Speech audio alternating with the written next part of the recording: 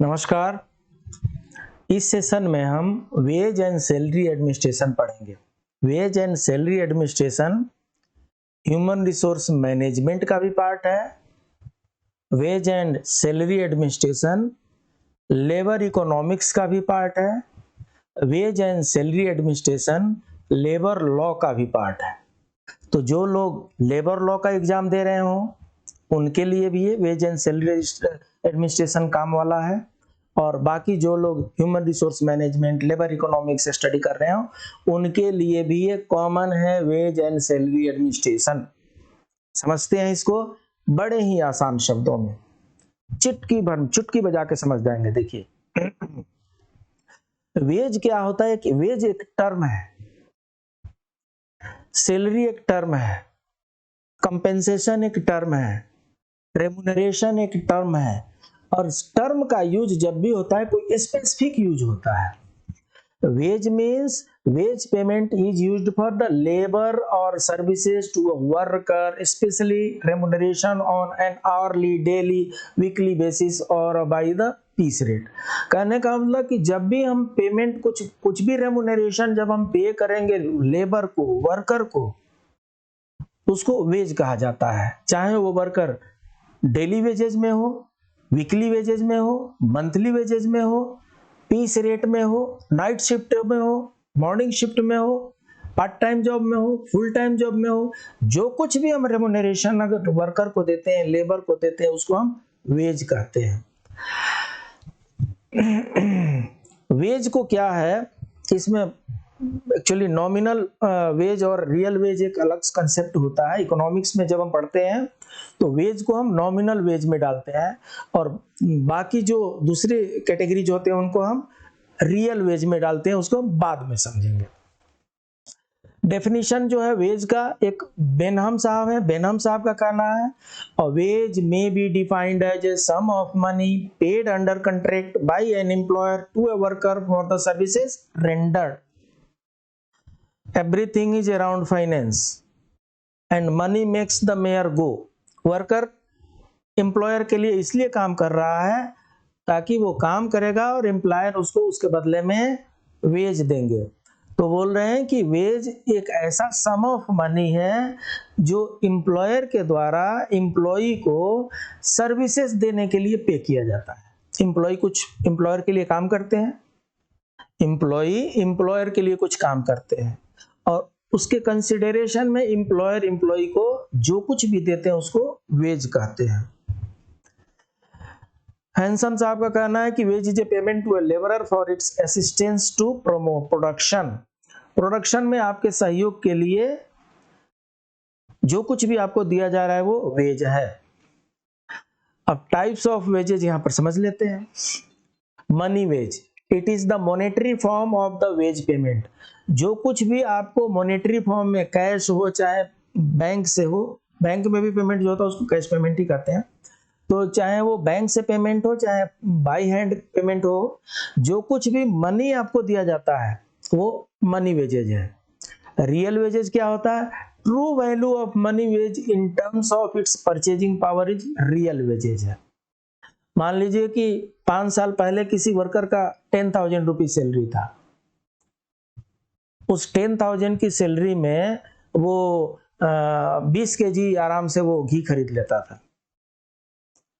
अगर 5 साल बाद आज भी अगर उसका 10,000 की सैलरी है और आज के डेट में वो सिर्फ 15 केजी ही घी खरीद पाता है, इसका मतलब कि मनी वेज तो रहा बट रियल वेज उसका घट गया, उसकी परचेजिंग पावर कम हो गई, और परचेजिंग पावर को कमेंसुरेट करने के लिए ही डीए टाइम टू टाइम बढ़ा करके दिया जाता है।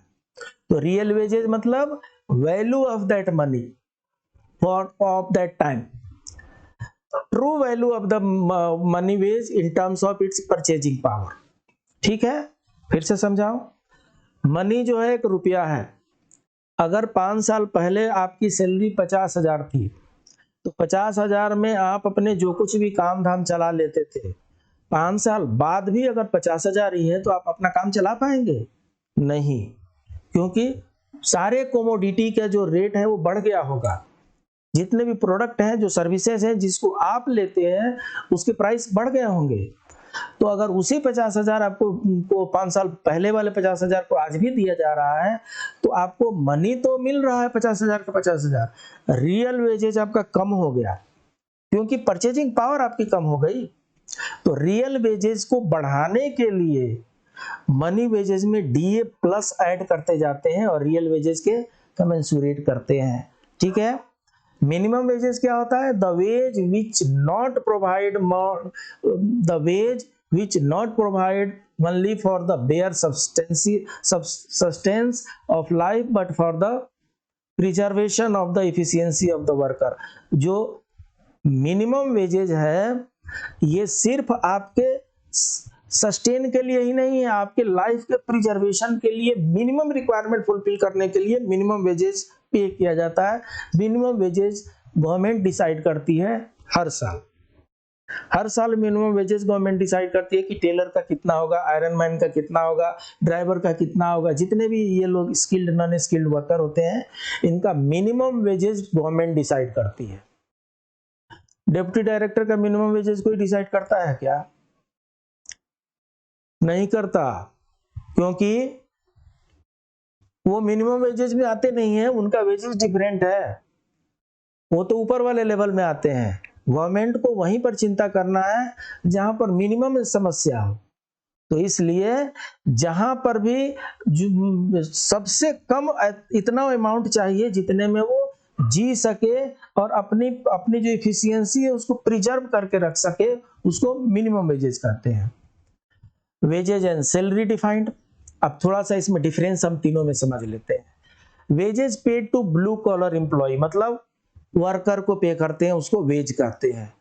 Salary paid to white collar employees, मतलब जो एम्प्लॉय जो होते हैं, जो वर्कर नहीं होते हैं, जो ऑफिशियल काम करते हो, जो मैनेजर होते हो, जो अफसर होते हो, उनका जो मंथली मनी मिलता है उसको वेज नहीं बोल सकते, उसको सैलरी बोलते हैं। हम सब सैलरी ग्रहण करते हैं। कंपेंसेशन क्या होता है? अ comparative term includes wages and all other allowances and benefits. Leave का हो गया, हाउसिंग का हो गया, ट्रेवल का हो गया, एलटीसी वगैरह हो गया, ये सब क्या होता है? ये कंपेंसेशन मिलता है हमें। मोबाइल रिइंबर्समेंट का हो गया, ये कंपेंसेशन मिलता है। तो कंपेंसेशन जो है that is in addition to salary है। और कुछ non cost such as recognition होता है, प्रिविलेज होता है, सिंबल्स ऑफ स्टेटस होता है, ये सब कंपेंसेशन में आ जाता है। कोई अच्छी सी गाड़ी वाड़ी मिली हुई है, ड्राइवर वगैरह मिला हुआ है, बढ़िया से बंगलो मिला हुआ है, ये सब ये कंपेंसेशन में आ जाएगा। सैलरी में सिर्फ जो मंथली इनकम होता है उसी को सैलरी बोलते हैं। Principle of ways and salary administration, rule क्या है? Should be sufficiently flexible. जो सैलरी पैटर्न होना चाहिए वो बहुत ही फ्लेक्सिबल होना चाहिए। क्यों फ्लेक्सिबल होना चाहिए? क्योंकि ह्यूमन बीइंग जो है वो हेटेरोजीनियस है। एक ही जैसे दिखने वाले मनुष्य में किसी में बहुत हाई क्वालिटी होगी, किसी में बहुत लो क्वालिटी होगी, किसी का बहुत हाई परफॉर्मेंस होगा, किसी का बहुत ही लो परफॉर्मेंस होगा। तो जिसका जैसा परफॉर्मेंस होगा, जिसके पास जैसी क्वालिटी होगा, जिसके पास जैसा एजुकेशन होगा, जिसके पास जैसा प्रोफेशनल स्किल होगा, उसके अनुसार उसको सैलरी देना। इसलिए सबका सैलरी एक जैसा नहीं हो सकता। क्लर्क का सैलरी, अफसर का सैलरी एक जैसा नहीं हो सकता। क्लर्क में भी जो सीनियर क्लर्क है और जूनियर क्लर्क है, उनको एक सैलरी एक जैसा नहीं हो सकता है, क्योंकि सब हेटेरोजीनियस हैं। इनमें फर्क होना है और उसके लिए सफिशिएंटली फ्लेक्सिबल सिस्टम होना चाहिए। Job evaluation must be done scientifically. आपको जब हम ह्यूमन रिसोर्स मैनेजमेंट पढ़ा रहे थे उसमें जॉब इवैल्यूएशन मैंने बताया था।